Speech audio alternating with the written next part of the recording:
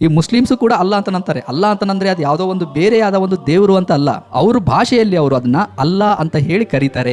ಹಾಗೆ ನೋಡಿ ಯೆಹೋವ ಅಂತ ಹೇಳ್ತಾರೆ. ಆ ಒಂದು ಜನಾಂಗ ಆ ಭಾಷೆಯಲ್ಲಿ ದೇವರನ್ನ ಯಾವ ರೀತಿ ಕರಿಬೇಕೋ ಆ ರೀತಿ ಕರೆಯುತ್ತೆ. ಅದು ಭಾಷೆ ಚೇಂಜ್ ಅಷ್ಟೇ, ದೇವರುಗಳು ಚೇಂಜ್ ಅಲ್ಲ.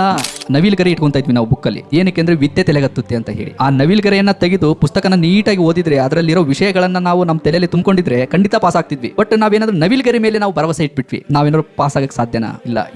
ಇದು ಒಂದು ರೀತಿಯಲ್ಲಿ ಹಾಗೆ ಕೆಲಸ ಮಾಡುತ್ತೆ. ನಾವು ಒಬ್ಬರನ್ನ ಹೊಗಳ್ತೀವಿ, ಅವರನ್ನ ಶ್ರೇಷ್ಠ ಅಂತ ಹೇಳಿ ಭಾವಿಸ್ತೀವಿ, ಬಟ್ ಅವ್ರ ಬಗ್ಗೆ ನಾವು ತಿಳ್ಕೊಳ್ಳೋದಿಲ್ಲ, ಅವ್ರನ್ನ ಓದೋದಿಲ್ಲ, ಅವ್ರು ಹೇಳಿರೋ ವಿಷಯಗಳ ಬಗ್ಗೆ ಸ್ಟಡಿ ಮಾಡೋದಿಲ್ಲ, ಅವುಗಳನ್ನ ನಾವು ಜೀವನದಲ್ಲಿ ಅಳವಡಿಸ್ಕೊಳ್ಳೋದಿಲ್ಲ. ಬರೀ ಅವ್ರನ್ನ ದೇವರಂತ ಭಾವಿಸೋದು, ಅವ್ರನ್ನ ಮೇಲೆ ಕೆರಿಸೋದು ಮಾಡಿದ್ರೆ ನಮ್ಮಲ್ಲಿ ಆಗೋ ಬದಲಾವಣೆ ಏನಾದ್ರೂ ಏನ್ ಹೇಳಿ? ಈ ದೊಡ್ಡ ದೊಡ್ಡ ಮಹಾಪುರುಷರೆಲ್ಲ ಏನಿದಾರೋ, ಗುರುಗಳು ಏನಿದಾರೋ, ಹಿಂದೆ ಎಲ್ಲ ಅವರು ಹೇಗ್ ಬದುಕಬೇಕೋ ಹಾಗೆ ಬದುಕಿದ್ದಾರೆ. ಜೀವನಕ್ಕೆ ಒಂದು ಅರ್ಥ ಕೊಟ್ಟಿದ್ದಾರೆ. ಆ ಟೈಮಲ್ಲಿ ಅವರು ಕರೆಕ್ಟ್ ಆಗಿ ಬದುಕಿದ್ದಾರೆ. ಆದ್ರೆ ಇವಾಗ ನಾವು ಹೇಗ್ ಬದುಕ್ತಾ ಇದ್ದೀವಿ? ದೇವರನ್ನ ಮನುಷ್ಯನಿಗೆ ಹೋಲಿಸೋಕೆ ಶುರು ಮಾಡಿದ್ರು, ಒಂದು ಮನುಷ್ಯನ ರೂಪ ಕೊಟ್ಟರು, ವಸ್ತುಗಳನ್ನ ಪೂಜೆ ಮಾಡೋಕೆ ಶುರು ಮಾಡಿದ್ರು, ವಸ್ತುಗಳು ದೇವರು ಅಂತ ಹೇಳಿ ಭಾವಿಸಿದ್ರು. ನೋಡಿ, ಇಲ್ಲಿ ತುಂಬಾನೇ ಗೊಂದಲ ಸೃಷ್ಟಿಯಾಗುತ್ತೆ. ಇಲ್ಲಿ ಕೆಳಗಡೆ 108 ದೇವರು ಪೂಜೆ ಮಾಡ್ಲಿ, ಅವರು 108 ಹೆಸರು ಹೇಳಿ, ಬಟ್ ಅವರು ಭಾವನಾತ್ಮಕವಾಗಿ ಹೇಳುವಾಗ ಯಾವಾಗ್ಲೂ ಮೇಲ್ಗಡೆ ಕೈ ತೋರಿಸಿ ಭಗವಂತ ದೇವರೇ ಅಂತ ಹೇಳ್ತಾರೆ. ನೋಡಿ, ಮತ್ತೆ ಇನ್ನೊಂದು ಆಶ್ಚರ್ಯ ಪಡುವ ಒಂದು ವಿಷಯ ಏನು ಅಂತಂದ್ರೆ, ದೇವರು ಒಬ್ಬನೇ ಇದ್ದಾನೆ ಅನ್ನೋ ಒಂದು ಸತ್ಯ ನಮ್ಮ ನೈಸರ್ಗಿಕವಾಗಿನೇ ಇದೆ, ನಮಗೆ ಹುಟ್ಟಿದಾಗಿಂದಾನೇ ಬಂದಿದೆ. ಅದು ಇಡೀ ಬ್ರಹ್ಮಾಂಡ ಭಗವಂತನ ಒಂದು ಜ್ಞಾನವನ್ನ ಪ್ರತಿದಿನ ಸಾರ್ತಾ ಇದೆ. ನಾವು ಅದನ್ನ ನೋಡಿ ಕಲಿತಾ ಇಲ್ಲ. ನಾವು ನಮ್ದೇ ಆದ ಒಂದು ಟೆನ್ಷನ್ ಅಲ್ಲಿ ಇರ್ತೀವಿ. ನಾನು ಯಾವುದೋ ಒಂದು ಕಥೆನ ಹೇಳೋದಿಲ್ಲ, ಯಾವುದೋ ಒಂದು ಪುಸ್ತಕದ ಕಥೆಗಳನ್ನ ಹೇಳೋದಿಲ್ಲ. ಏನಂದ್ರೆ ಸ್ವಲ್ಪ ದೇವರು ನಮಗೆ ಬುದ್ಧಿ ಕೊಟ್ಟಿದ್ದಾನಲ್ವಾ, ಸಾಮಾನ್ಯ ಜ್ಞಾನ ಕೊಟ್ಟಿದ್ದಾನೆ, ಅದನ್ನ ಉಪಯೋಗಿಸಿ ಕೆಲವೊಂದು ವಿಚಾರಗಳನ್ನ ನಿಮ್ಮ ಮುಂದೆ ಹೇಳ್ತೀನಿ ಅಷ್ಟೇ. 108 ದೇವರುಗಳಿದಾವೆ ಅನ್ನೋ ಒಂದು ನಂಬಿಕೆ ನಿಮ್ಮಲ್ಲಿ ಏನಾರು ಇತ್ತು ಅಂದ್ರೆ, ಆ ಗೋಡೆ ನೀವೇನಾರು ಕಟ್ಕೊಂಡಿದ್ರಿ ಅಂದ್ರೆ, ಈ ಒಂದು ವಿಡಿಯೋ ಪೂರ್ತಿ ನೋಡಿದಾಗ ಆ ಒಂದು ಗೋಡೆ ಬೀಳ್ಬಹುದು ಅಂತ ನನಗೆ ಅನ್ಸುತ್ತೆ. ಅವರು ಯಾವುದೇ ದೇಶದವರಾಗಿರ್ಲಿ, ಯಾವುದೇ ಭಾಷೆದವರಾಗಿರ್ಲಿ, ಅವರು ಕಾಡಲ್ಲಿರ್ಲಿ ಇಲ್ಲ ನಾಡಲ್ಲಿರ್ಲಿ, ಅವರು ಬಿಳಿಯರಿರ್ಲಿ ಕಪ್ಪಗಿರೋರಿರ್ಲಿ, ಈ ಭೂಮಿ ಮೇಲೆ ಯಾರೆಲ್ಲ ಮನುಷ್ಯರಿದಾರಲ್ವಾ, ಅವರನ್ನೆಲ್ಲ ಸೃಷ್ಟಿ ಮಾಡಿರೋದು ಒಂದೇ ಶಕ್ತಿ, ಒಬ್ಬನೇ ಭಗವಂತ. ಏಕಂ ಸತ್, ಸತ್ಯ ಅನ್ನೋದು ಇರೋದು ಒಂದೇ. ದೇವರು ಅಗೋಚರ, ಆ ಒಂದು ಶಕ್ತಿ ನಮಗೆ ಕಣ್ಣಿಗೆ ಕಾಣೋದಿಲ್ಲ. ಹೀಗಿರ್ಬೇಕಾದ್ರೆ ಎಲ್ರಿಗೂ ದೇವರು ಒಬ್ಬನೇ ಇದ್ದಾನೆ ಅಂತ ನಾವು ಹೇಗೆ ನಂಬೋದು? ಈ ಒಂದು ಪ್ರಶ್ನೆ ನಮ್ಮಲ್ಲಿ ಹುಟ್ಟಬಹುದು ಸಾಮಾನ್ಯವಾಗಿ. ನೋಡಿ, ದೇವರು ಕಣ್ಣಿಗೆ ಕಾಣದೇ ಇದ್ರೂ ದೇವರು ಸೃಷ್ಟಿ ಮಾಡಿರೋ ಈ ಒಂದು ಸೃಷ್ಟಿ ನಮ್ಮ ಕಣ್ಣು ಮುಂದೆ ಇದೆಯಲ್ಲ, ಈ ಸೃಷ್ಟಿ ನೋಡೋದ್ರ ಮುಖಾಂತರ ನಾವು ದೇವರು ಒಬ್ಬನೇ ಇದ್ದಾನೆ ಅನ್ನೋದನ್ನು ಗ್ರಹಿಸ್ಬೋದು. ಮನುಷ್ಯನಿಗೆ ಆ ಒಂದು ಕೆಪಾಸಿಟಿ ಇದೆ, ಬೇರೆ ಯಾವ ಪ್ರಾಣಿಗಳಿಗೂ ಇಲ್ಲ, ನಮಗಿದೆ. ಕಾಣದೇ ಇರೋದನ್ನು, ಯಾವುದೋ ಒಂದು ವಸ್ತುವನ್ನು ನೋಡಿ ಅದರ ಒಂದು ಹಿಂದಿನ ಶಕ್ತಿಯನ್ನು ಅರಿಯುವಂಥದ್ದು, ಅಂದರೆ ಇದಕ್ಕೆ ಗ್ರಹಿಕೆ ಶಕ್ತಿ ಅಂತ ಹೇಳ್ತಾರೆ. ನಮಗೆ ಆಲೋಚನೆ ಮಾಡಿದಾಗ ನಮಗಿದು ಗೊತ್ತಾಗುತ್ತೆ. ನಾವು ಆಲೋಚನೆ ಮಾಡೋದ್ರಿಂದ ಈ ರೀತಿಯಲ್ಲಿ ದೇವರು ಒಬ್ಬನೇ ಇದ್ದಾನೆ ಅನ್ನೋದನ್ನು ಅರಿಬೋದು.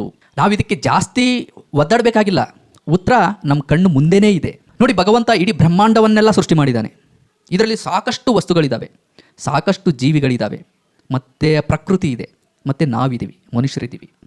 ಒಂದೊಂದಾಗಿ ನಾವು ನೋಡ್ತಾ ಅವುಗಳ ಬಗ್ಗೆ ಯೋಚನೆ ಮಾಡ್ತಾ ಹೋದರೆ ಇದ್ರ ಹಿಂದೆ ಒಂದೇ ಶಕ್ತಿ ಇದೆ, ಭಗವಂತ ಒಬ್ಬನೇ ಇದ್ದಾನೆ ಅನ್ನೋದು ನಮಗೆ ಗೊತ್ತಾಗುತ್ತೆ.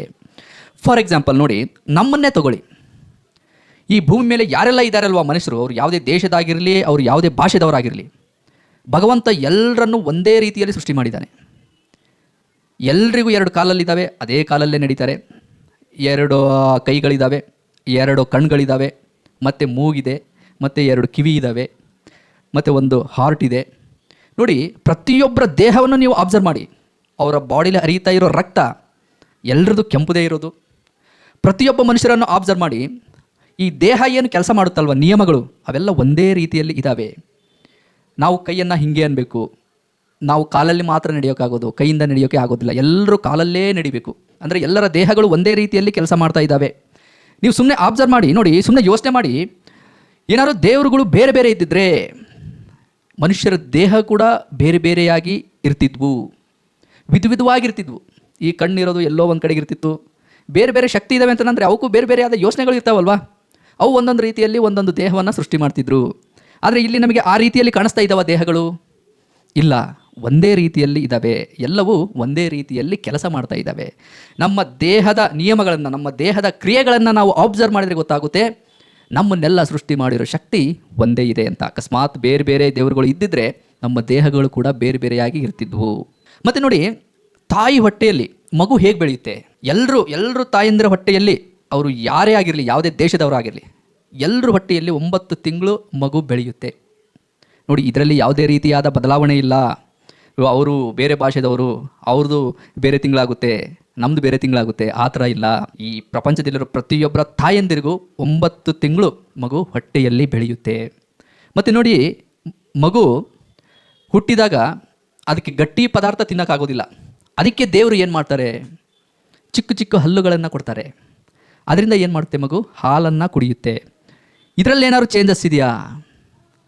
ಇಲ್ಲ, ಚೇಂಜಸ್ ಆಗೋಕ್ಕೆ ಸಾಧ್ಯನೇ ಇಲ್ಲ.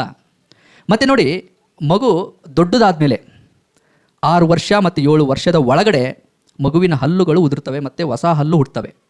ಅವರು ಯಾವುದೇ ಜನಾಂಗದಾಗಿರಲಿ, ಯಾವುದೇ ಭಾಷೆದವರಾಗಿರಲಿ, ಇದು ಪ್ರೋಸೆಸ್ ಎಲ್ರಿಗೂ ಒಂದೇ ರೀತಿಯಲ್ಲಿ ನಡೆಯುವಂಥದ್ದು. ಇದರಲ್ಲಿ ಯಾವುದೇ ರೀತಿಯಾದ ಬದಲಾವಣೆ ನಾವು ನೋಡೋಕ್ಕೆ ಸಾಧ್ಯ ಇಲ್ಲ. ಇದನ್ನು ಅಬ್ಸರ್ವ್ ಮಾಡಿದ್ರೆ ಗೊತ್ತಾಗುತ್ತೆ, ನಮ್ಮನ್ನೆಲ್ಲರನ್ನು ಸೃಷ್ಟಿ ಮಾಡಿರೋ ಶಕ್ತಿ ಒಂದೇ ಇದೆ ಅಂತ. ಅಕಸ್ಮಾತ್ ಬೇರೆ ಬೇರೆ ದೇವರುಗಳಿದ್ದಿದ್ರೆ ಬೇರೆ ಬೇರೆ ಮಗು ಜನನ ಆಗೋದು ಮತ್ತು ಅದು ಹುಟ್ಟೋದು, ಈ ಥರ ಬೇರೆ ಬೇರೆ ಪ್ರೋಸೆಸ್ ಇರೋದು, ದೇಹದ ಬೆಳವಣಿಗೆ ಆಗಲಿ ಮತ್ತೊಂದಾಗಲಿ ಅಲ್ವಾ. ಯಾಕಂದರೆ ದೇವ್ರು ಬೇರೆ ಬೇರೆ ಇದ್ದರೆ ಬೇರೆ ಬೇರೆ ದೇವರು ತಮಗೆ ಇಷ್ಟ ಬಂದಂಗೆಲ್ಲ ಮಾಡ್ತಿದ್ರು. ಆದರೆ ಇವು ಒಂದು ಸಿಸ್ಟಮೆಟಿಕಲ್ ನಡೀತಾ ಇದ್ದಾವೆ ಅಂತಂದರೆ ದೇವರು ಒಬ್ಬನೇ ಇದ್ದಾನೆ ಎಲ್ರಿಗೂ. ಮತ್ತು ನೋಡಿ, ಇದು ತುಂಬ ಇಂಪಾರ್ಟೆಂಟ್. ಇದು ಪ್ರತಿದಿನ ನಮ್ಮ ಕಣ್ಮುಂದೆನೇ ನಡೀತಾ ಇರುತ್ತೆ. ಏನಂದರೆ ನೋಡಿ, ಇಡೀ ಬ್ರಹ್ಮಾಂಡ ಭಗವಂತನ ಒಂದು ಜ್ಞಾನವನ್ನು ಪ್ರತಿದಿನ ಸಾರ್ತಾ ಇದೆ. ನಾವು ಅದನ್ನು ನೋಡಿ ಕಲಿತಾ ಇಲ್ಲ. ನಾವು ನಮ್ಮದೇ ಆದ ಒಂದು ಟೆನ್ಷನಲ್ಲಿರ್ತೀವಿ. ಆದರೆ ಬ್ರಹ್ಮಾಂಡವನ್ನು ನೋಡಬೇಕು, ಪ್ರಕೃತಿಯನ್ನು ನೋಡಬೇಕು. ಅದರಿಂದ ನಮಗೆ ಭಗವಂತನ ಒಂದು ಜ್ಞಾನ ಏನು ಅನ್ನೋದು ನಮಗೆ ಗೊತ್ತಾಗುತ್ತೆ. ನೋಡಿ, ಸೂರ್ಯನನ್ನು ನಾವು ಅಬ್ಸರ್ವ್ ಮಾಡಿದೆ, ನಾವೇನು ಬೆಳಕು ನಮಗೆ ಬರ್ತಾ ಇದೆಯಲ್ವಾ, ಸೂರ್ಯ ಏನಾದ್ರು ಸ್ವಲ್ಪ ಹಿಂದೆ ಹೋದರೆ ನಾವೆಲ್ಲ ಚಳಿಗೇನೆ ಸತ್ತೋಗ್ತೀವಿ, ಎಲ್ಲ ಜೀವಿಗಳು ಸತ್ತೋಗ್ತವೆ ಭೂಮಿ ಮೇಲೆ.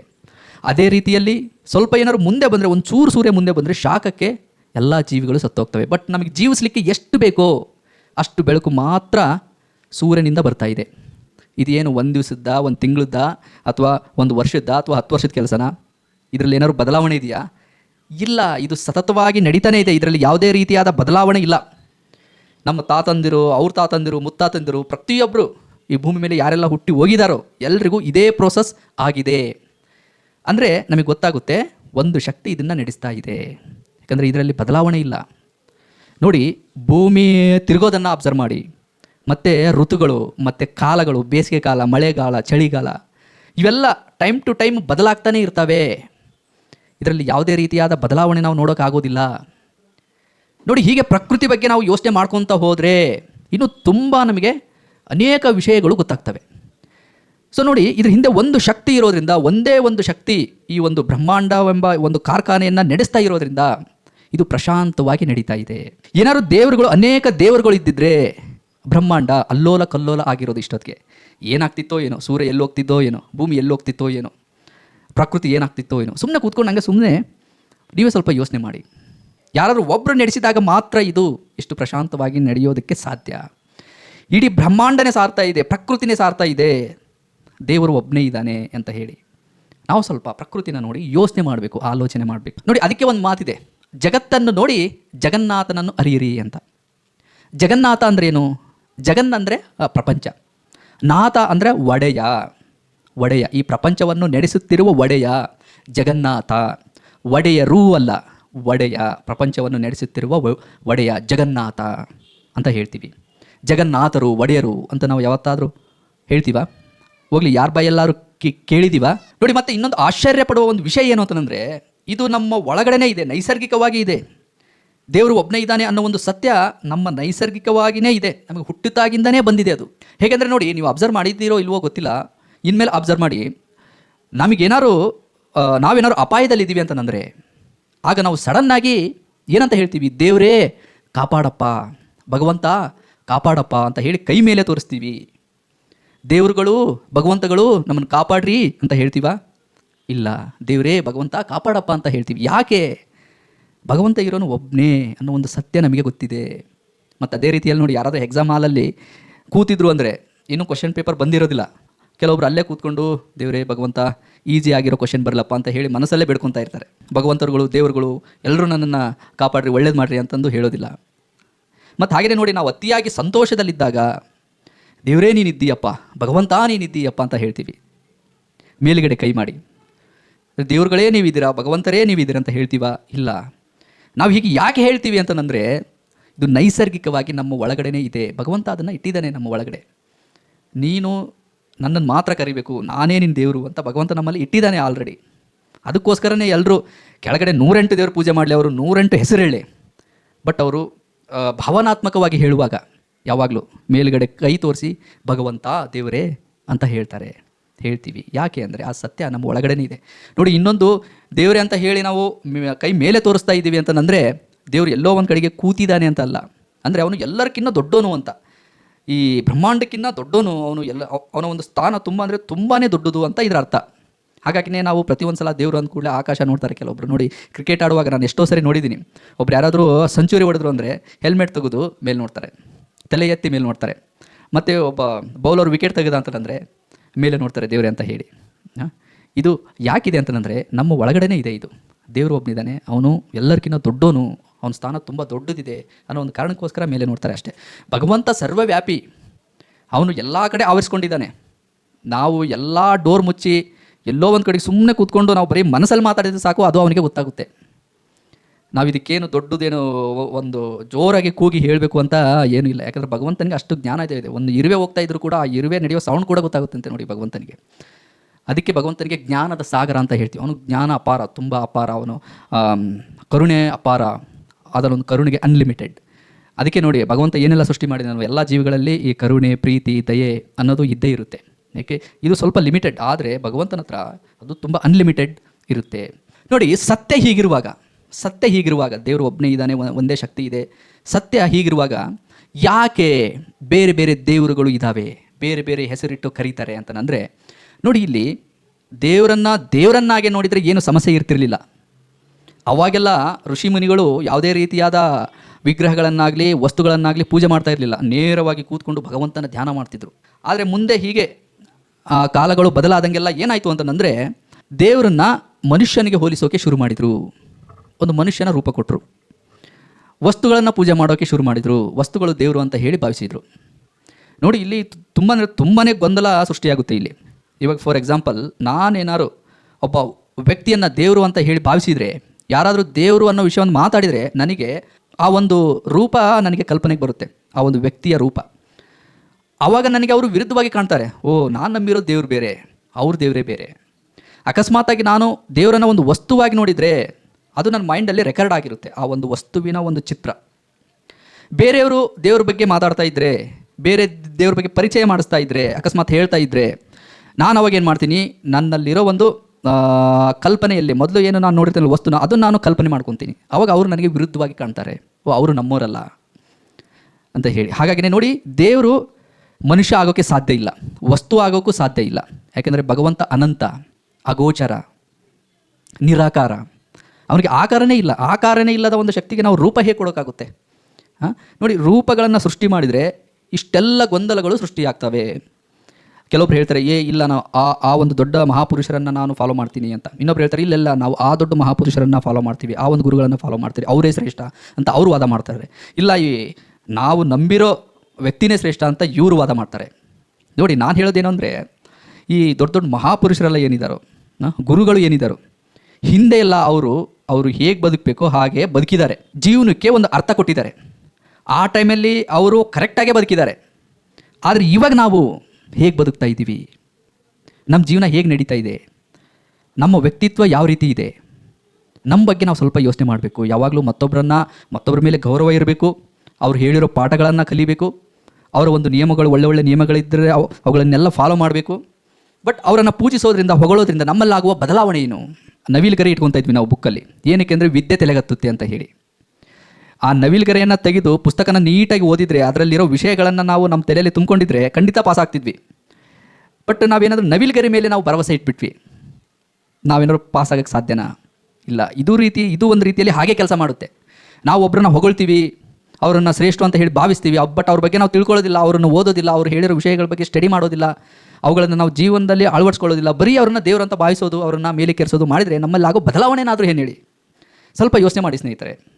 ಹಾಗಾಗಿ ಅವರು ಚೆನ್ನಾಗಿ ಬದುಕಿ ಅವ್ರ ಜೀವನಕ್ಕೆ ಅವರೊಂದು ಅರ್ಥ ಕೊಟ್ಟಿದ್ದಾರೆ. ಇವಾಗ ನಾವು ಹಾಗೆ ಬದುಕಬೇಕಾಗುತ್ತೆ. ನೋಡಿ, ಪ್ರತಿಯೊಬ್ಬರ ಜೀವನವೂ ಕೂಡ ತುಂಬ ಇಂಪಾರ್ಟೆಂಟ್. ಅವರು ಭಗವಂತ ಅವರು ಹೇಗೆ ಬದುಕಿದ್ದಾರೆ, ಅವರು ಕರ್ಮಗಳೇನು ಅವನ್ನೂ ಲೆಕ್ಕ ಹಾಕ್ತಾನೆ.